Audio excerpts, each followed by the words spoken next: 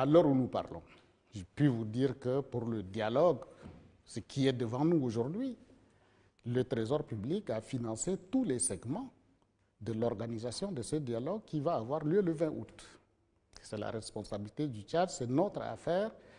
Tout en tendant la main à nos partenaires, le Tchad assume sa part de responsabilité dans l'organisation du dialogue et de la transition. Monsieur le Premier ministre, je reviendrai légèrement en arrière sur un autre aspect. Certains politico-militaires ont quitté donc la table des négociations à Doha, à l'exemple du FACT qui a désisté. Ce dialogue est voulu inclusif. Alors, quelle est la stratégie du gouvernement de Pahimi pour faire entendre raison à cette catégorie de Tchadiens et surtout éviter cet éternel recommencement avec les rébellions? D'abord, madame, il faut savoir que la volonté politique du Conseil militaire de transition, du gouvernement de transition, est très claire. Faire en sorte que, au bout de cette transition, la mention, la notion politico-militaire n'existe plus.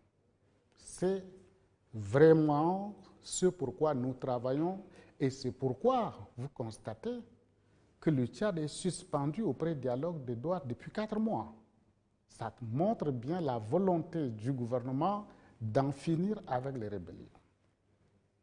Mais en même temps que nous travaillons pour cette inclusivité, nous savons, nous ne sommes pas naïfs, nous savons que parmi les politico-militaires, vous avez des gens, des hommes et des femmes qui sont dans cette posture depuis une trentaine d'années.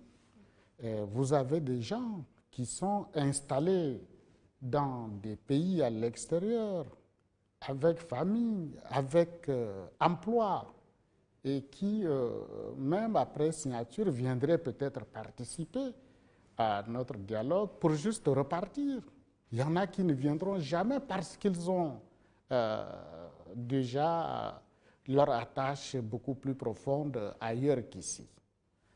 De toutes les façons, ce pourquoi nous travaillons, c'est que tous ceux qui souhaitent apporter leur contribution à l'édification d'un Tchad de paix viennent autour de la table défendre leur point de vue et qu'ensemble, de façon consensuelle, nous puissions fonder, refonder un contrat social qui permette de vivre ensemble. Monsieur le Premier ministre, il y a de cela quelques semaines, ce qu'il a été convenu d'appeler SHT Gate a fait couler tant d'encre et de salive, mais concrètement, pourquoi il n'y a pas eu une poursuite judiciaire? Ce dossier, j'écoute beaucoup de gens en parler, beaucoup de spéculations, des imaginations à travers les réseaux sociaux, des chiffres balancés. Mais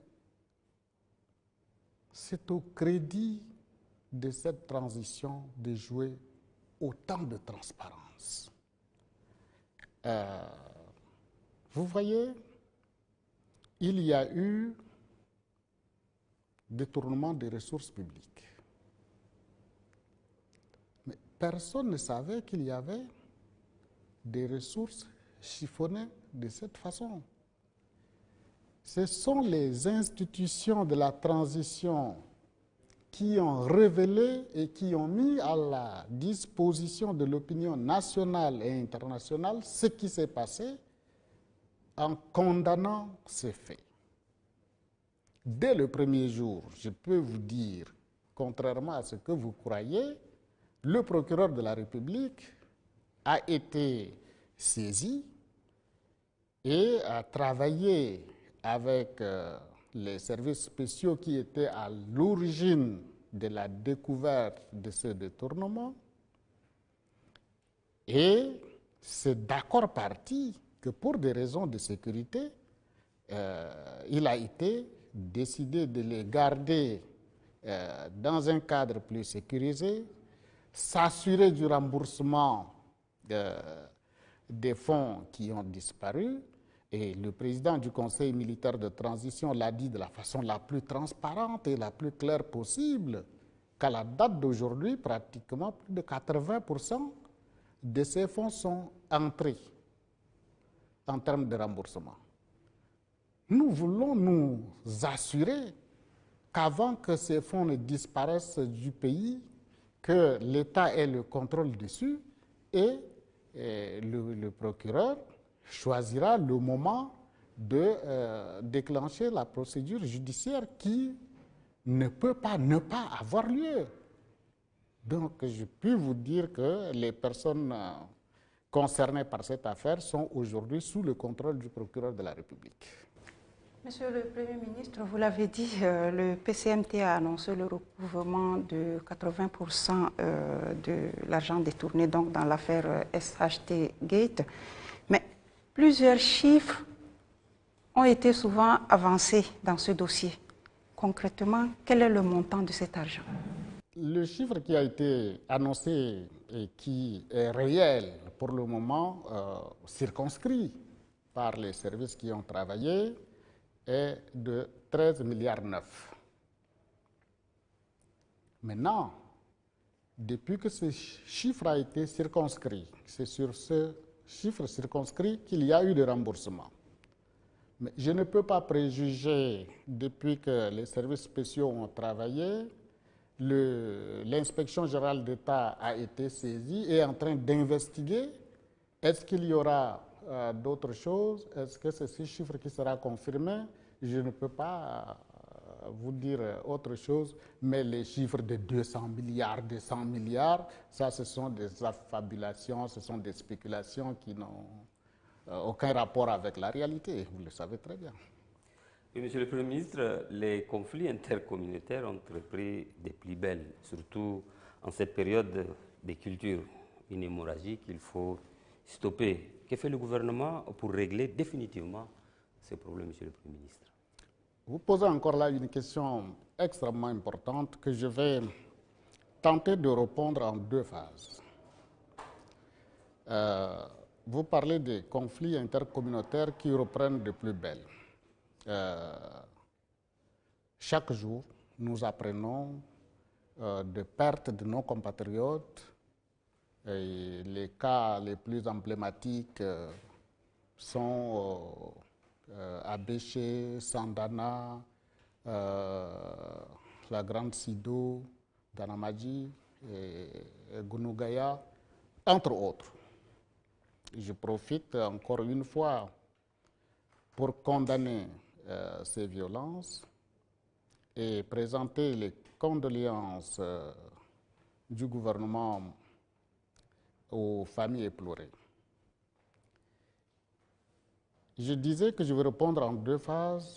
Premièrement, c'est la phase conjoncturelle, où il y a des violences, où dans son rôle de police, l'État essaie d'intervenir pour séparer les belligérants, essaie d'anticiper en termes de sensibilisation pour qu'il n'y ait pas de confrontation entre nos communautés.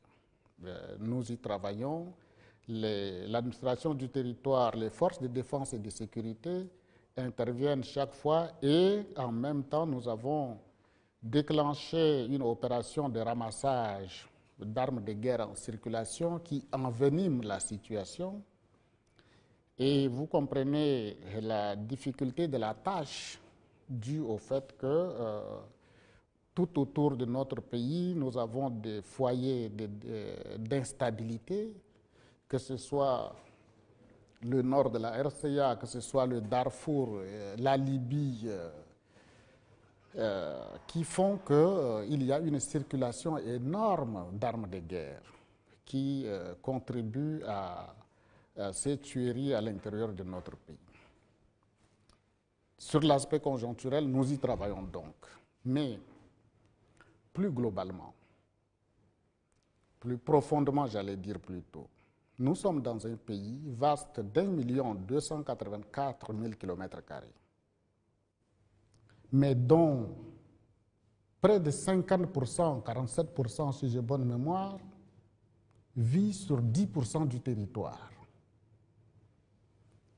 Il y a donc naturellement avec le phénomène du changement climatique une pression sur la ressource, la terre. La terre, depuis qu'elle est là, elle ne croît pas, elle n'augmente pas de surface. La terre a tendance à diminuer, en tout cas les terres arables.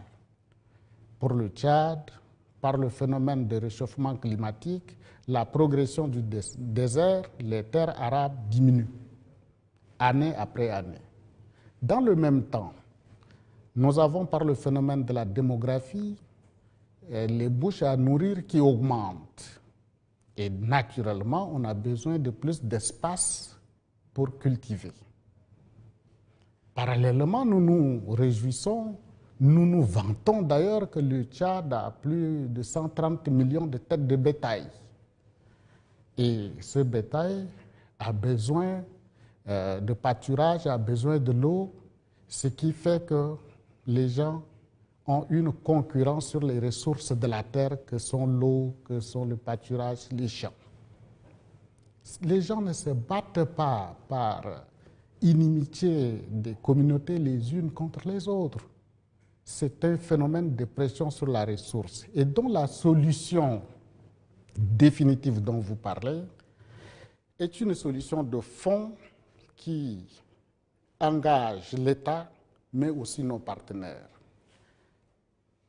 Cette solution commence par la maîtrise de l'eau, des eaux de surface, les eaux de ruissellement comme on appelle, par les ouvertures des lacs artificiels, des étangs dans la zone sahélienne, par l'exor pour l'utilisation des nappes phréatiques, afin que les zones où nous avons du bétail, les populations ne soient pas amenées à la fin de chaque saison de pluie à descendre vers des zones encore plus humides, à la recherche de pâturage, à la recherche de l'eau. Il faut créer les conditions de vie aux populations là où elles se trouvent afin d'avoir moins de pression sur la ressource. Et ça, c'est un travail qui demandera énormément de moyens. Je travaille chaque jour sur cette question avec nos partenaires pour qu'il y ait des projets sur lesquels les partenaires se positionnent pour aider le Tchad à faire un travail tant de maîtrise de l'eau, d'intensification de l'agriculture pour que sur des petits espaces, on puisse produire plus, d'intensification de l'élevage par la production des fourrages, afin que progressivement, nous puissions sortir même de l'élevage des transhumances, afin que la gestion de nos espaces ne nous crée pas trop de problèmes.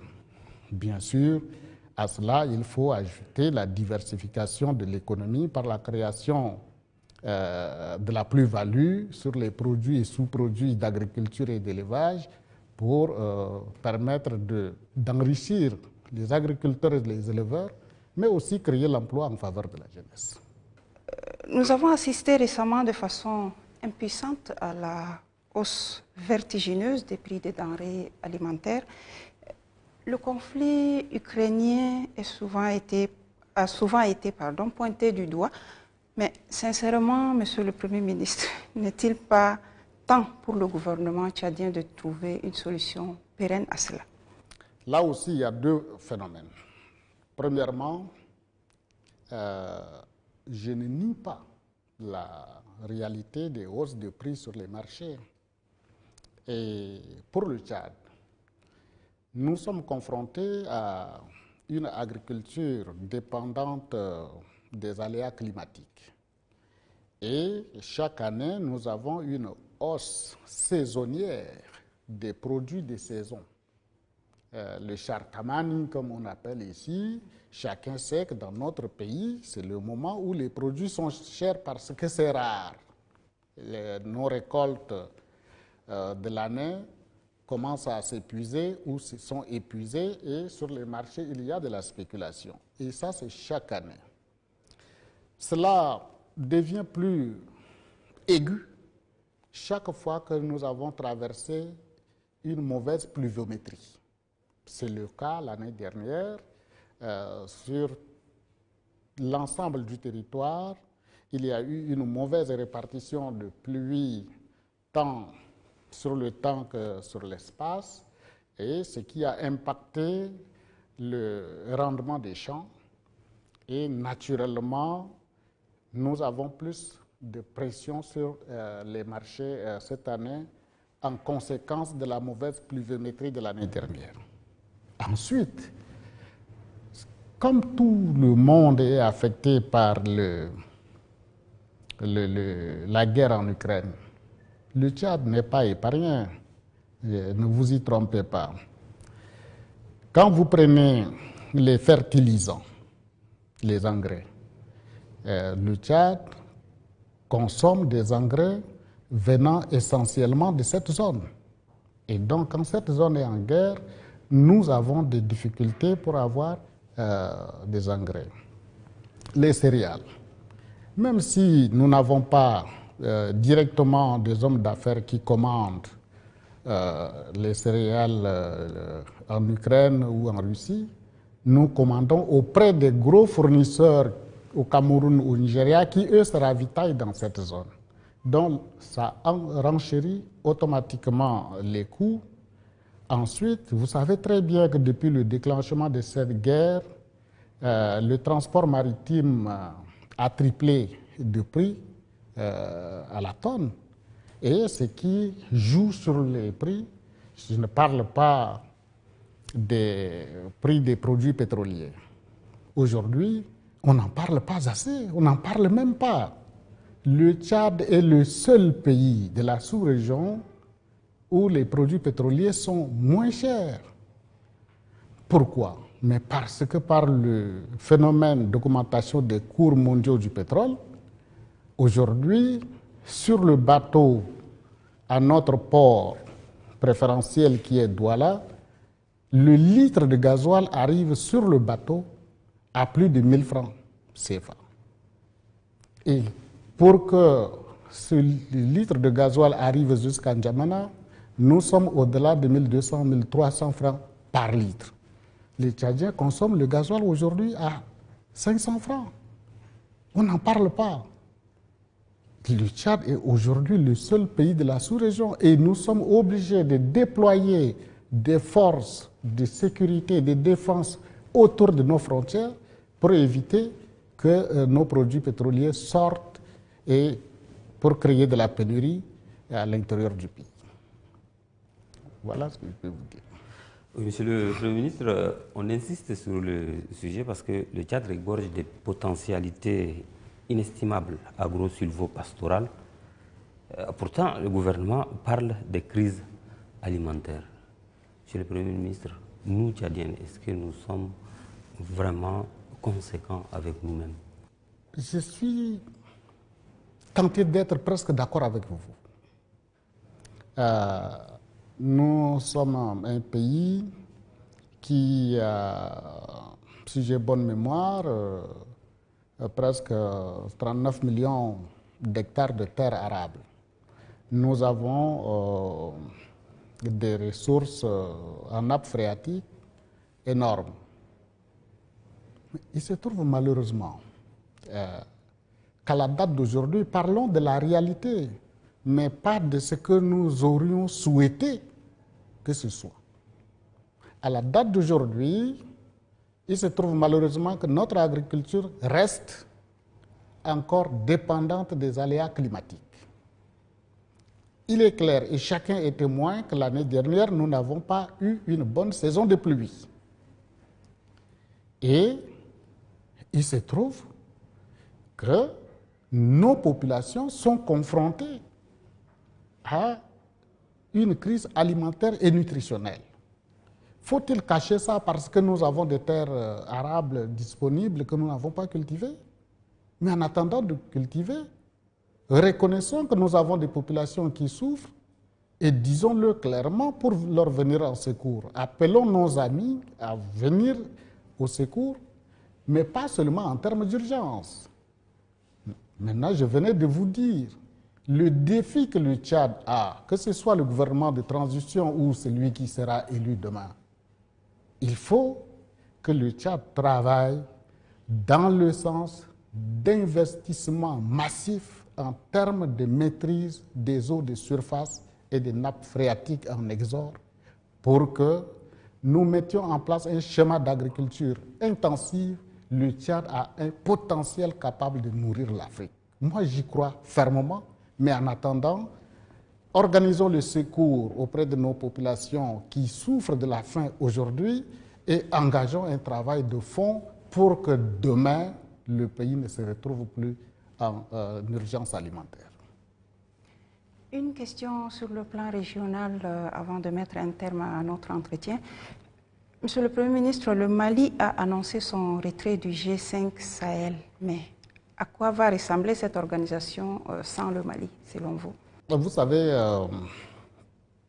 le G5 Sahel a été créé pour mutualiser les forces des États qui sont confrontés au phénomène de terrorisme dans la bande sahélienne et lutter efficacement contre ces terroristes.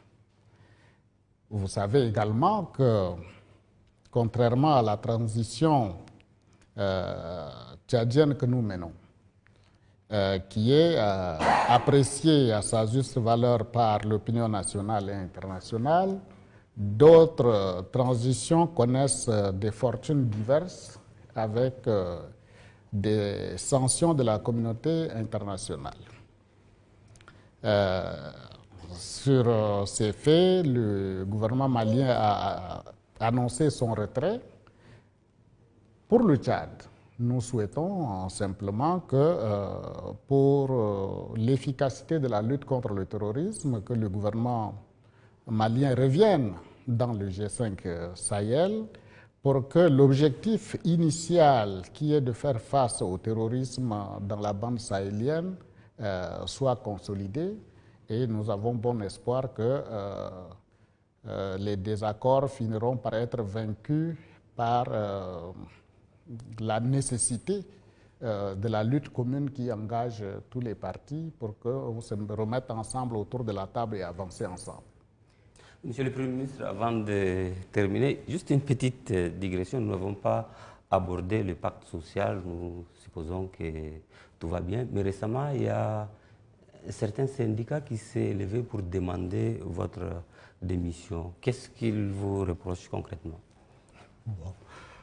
D'abord, ma démission, ça ce n'est pas un sujet.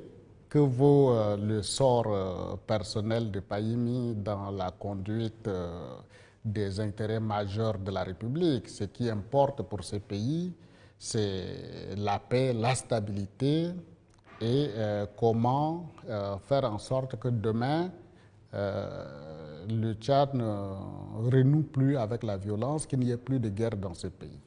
Si la démission de X ou Y peut permettre d'atteindre cet objectif, ce serait avec plaisir.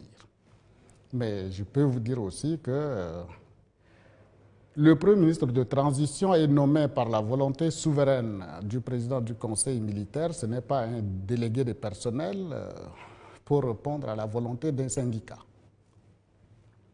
Et donc, sincèrement, je dois vous dire qu'au-delà des positionnements politiques des individus, que ce soit au nom des partis ou que ce soit au nom des syndicats, les citoyens sont libres d'avoir leur position politique. Et donc je considère que ce n'est pas la position syndicale, c'est plutôt une position politique des responsables concernés. Mais plus globalement, je voudrais saluer les partenaires sociaux pour la signature du pacte social. Parce que avec ce pacte social signé, pour la première fois, depuis tant d'années, nous avons eu une année scolaire sans perturbation, nous avons eu une année universitaire sans perturbation et les résultats du baccalauréat de cette année sont révélateurs de cet apaisement au niveau social. C'est au crédit des syndicats, au crédit du gouvernement, au crédit de tous les acteurs sociaux. Je voudrais profiter de votre micro d'ailleurs pour les en féliciter. Je pense que c'est ça. Il faut que les Tchadiens soient capables de transcender leurs égoïsmes et leurs égos pour regarder l'intérêt national, pour regarder l'avenir de nos frères et de nos enfants. Monsieur le Premier ministre, merci d'avoir accordé de votre précieux temps à l'ONAMA pour cet entretien exclusif malgré votre agenda chargé. Mesdames, Messieurs, je rappelle que nous avons reçu en exclusivité le Premier ministre de transition, M. Pahimi Padaké Albert. L'entretien avec lui a porté sur le dialogue national inclusif, le SHT Gate,